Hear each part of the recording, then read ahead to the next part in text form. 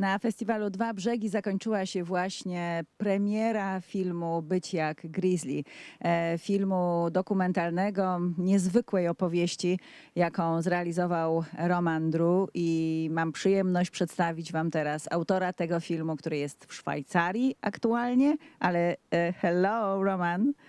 Hey, how are you doing? Hi, welcome to Kazimierz Dolny. Welcome to Two Riversides Festival. I'm happy to see you. And first of all, I would like to congratulate for this beautiful documentary. Thank you very much for your film. Thank you very much. It's a great honor for me to provide the film at your very nice festival, and as it is also the premiere in your country, it's a great honor to be with you. Yes, it was a Polish premiere here at Two Riversides Film Festival, a festival which takes place in a very beautiful village, full of nature, maybe not that wild as it is in your documentary, but I just want to show you some pictures. Pokażmy naszemu gościowi kilka ujęć pięknego Kazimierza i tego otoczenia, w którym jesteśmy. So you can just at least feel the atmosphere of the place. Yes, here please. you can see the Vistula River, which is very beautiful river, and the village. This is Kazimierz Dolny, and I hope that one day you will visit this place. Yeah, that would be great. Yeah, oh, that looks nice. Yeah, Yes. this is a castle. Wow. Our studio is situated right in the castle, Wow. at the open air, of course. Roman, please tell me, how come you felt such a love toward this incredible animal like grizzly? Actually, I think everyone can somehow feel the love with the teddy bears, which you have in your bed when you're a child. So a lot of children they have these bears in the bed. Why it is the bear and not the wolf or the, I don't know, the hedgehog or whatever? It's very often the bear. So the bear has a very let's say friendly connotation. Also, when you see bears in movies like the Jungle Book or other bears like Baloo, he always have, or this character of the bear is very positive connotated. So this is an image which the bear has. Nobody knows why, because nobody actually knows the real character of a bear. And the fact that we have here in Bern, where I live and I grew up, we have bears in a pit. And now they have a park nowadays. When I was a child, they were just down in a pit, and somehow it was amazing for me to feed these bears with these carrots we got, and I felt somehow when I threw these carrots towards the bears down in this pit, a kind of connection. And this carrot was nowadays I see as a kind of wire between human being and the bears. Nowadays it's no more allowed to feed the bears, but if you see somehow also in the zoos all across the world, you can see how children and even adults are trying to make them visible towards the wild animals in the zoo, in order to try to make some connection to them. So there is this willingness or this urge to connect somehow with these animals. So it's I think it's a general desire of everyone. Of course, but not everyone is able to go to far Alaskan Peninsula and to meet, literally to meet, to make a kind of friendship with grizzly, because this is what we observe in your film. I would call it friendship. That you were able yes. to, yeah. That's true. It's a complete different situation. Whether you have an encounter in a zoo with a wild, so-called wild animal, where there are bars between, where there's a window between, or this window doesn't exist anymore. So there is no frontier, there is no border. There is nothing in between this animal and yourself. And this is a complete different emotion, which is caused by these, let's say, encounters. And the fact that I'm pretty sure that your environment was originally the bear's environment. And afterwards, and even in your place, afterwards, human being came in. Yeah. So you are somehow on invaders traces, on the traces of the bears. And I'm even convinced that your streets are somehow originally born on the traces of the bears or the foxes or the wolves. Yes, of course, you're right. But Alaska, this is something different.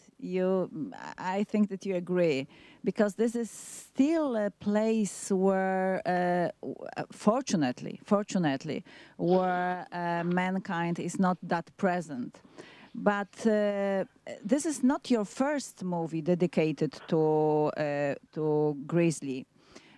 So please tell me, it was like 10 years ago when you made your first film dedicated? Yeah, it's 12 years ago. Exactly. But at this time, I was only, let's say, I produced it, and I've never had the direct encounter with grizzlies.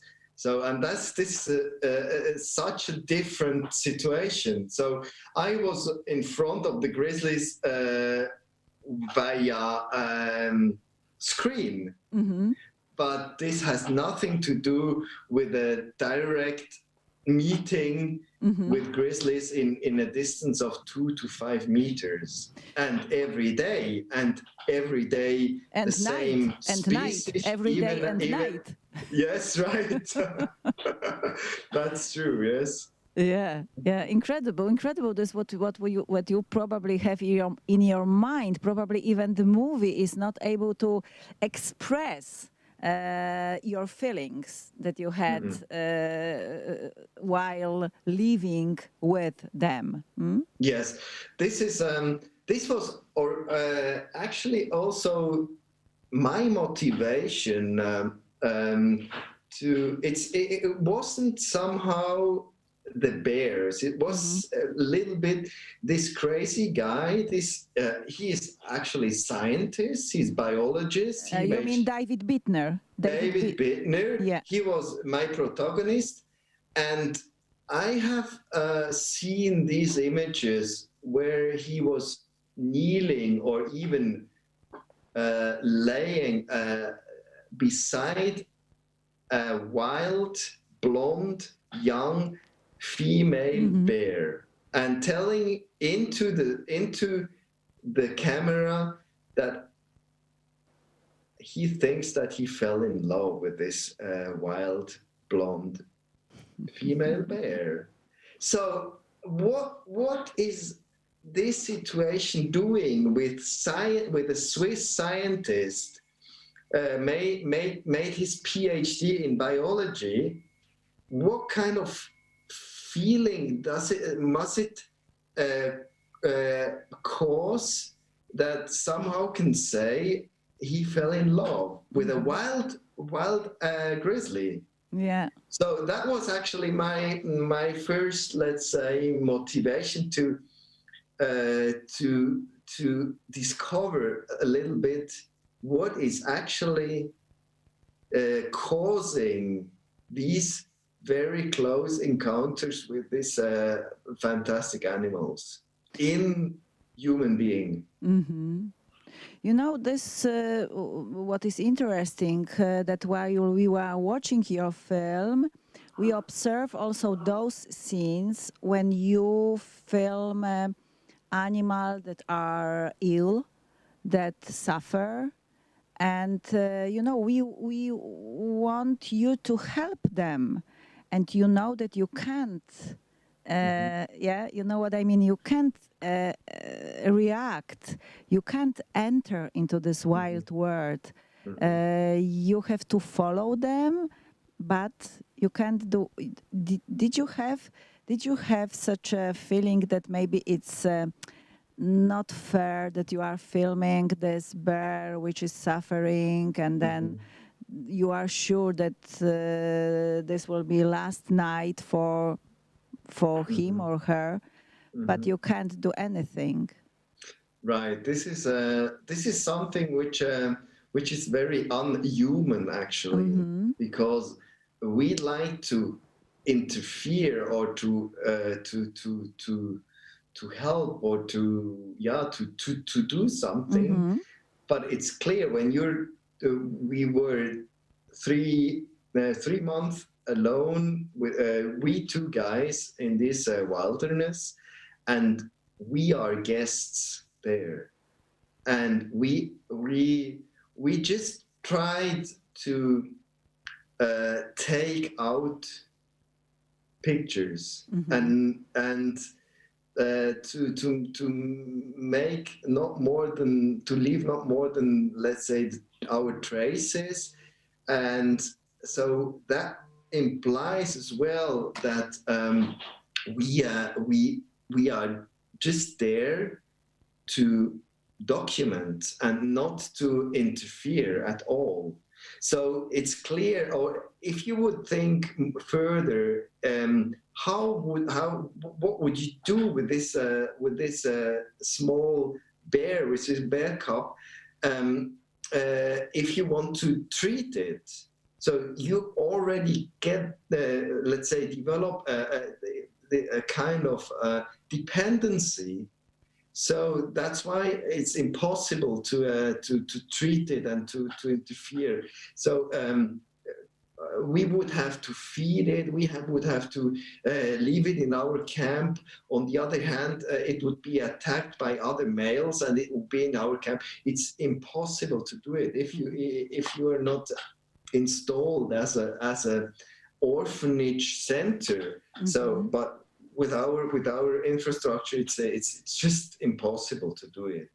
But it was very hard because we followed this family bears, or this bear family, for over in total for 2.5 months. Yes. So that's very it's somehow, it touches you, right? Yes. And coming back to this friendship feeling, do you miss them now? The bears? Yes. I'm pretty sure, no, I'm convinced that the bears are doing better without me. Okay. Yes. Really? Yes. I had let's say my intention as documentarist, so is to give the opportunity to a broader audience to have an insight in a world which is not just next door. And I can't hear you. Hello, can you hear me, Roman?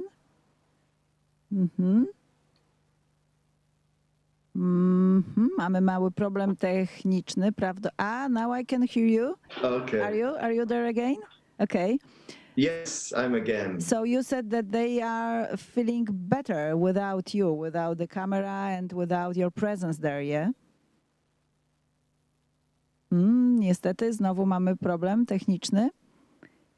Can we check the sound? Can you check the camera? I can hear you. I think it's about. Okay. Can you hear me? Yes, now I can hear you. Yes. Okay. Yes, I'm convinced that the bears are doing better without human being in their environment, because the genocide has been done by human towards the bears and not vice versa. So 90% of bears don't exist anymore because of the human. All across the globe. In the northern hemisphere, the bear was existing everywhere. So this fact shows me that it's hard for a human being to cooperate with bears without killing them, and especially nowadays, because we have, let's say, lost a lot of knowledge, a lot of experiences to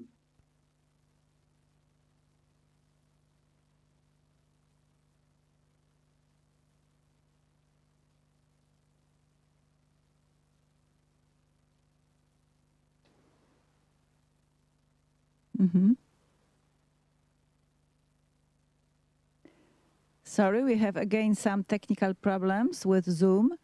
Now I can see that you are moving because hello. Yes, now you're back. Okay, sorry. Okay. And while making this documentary, could you observe also the pollution, the influence of climate crisis in that area? Yes, we were visiting some places where the glaciers just came down towards the coastline. And it's very obvious how glaciers are also retreating in this area, and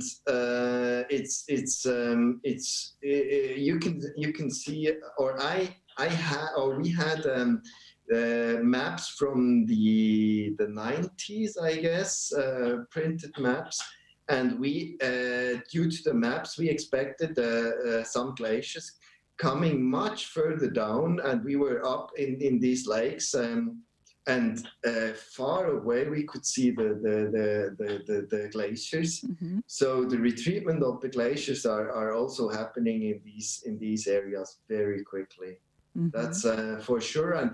And also, you see what was somehow we were just to tell you how far we were from any civilization. We would have had about 4 to 5 days just to walk to the next hut. So this is just a hut and not a village or a small city. But even where we were, the coastlines were, let's say, we found a lot of fishing nets at the coastlines, and also pollutions at the coastlines, even though there is no other, let's say, sign of civilization there. So you can see and feel, yes, this issue very clearly, also very far away from any kind of civilization. You've mentioned already what was your aim making this documentary, but could you tell us something more on that?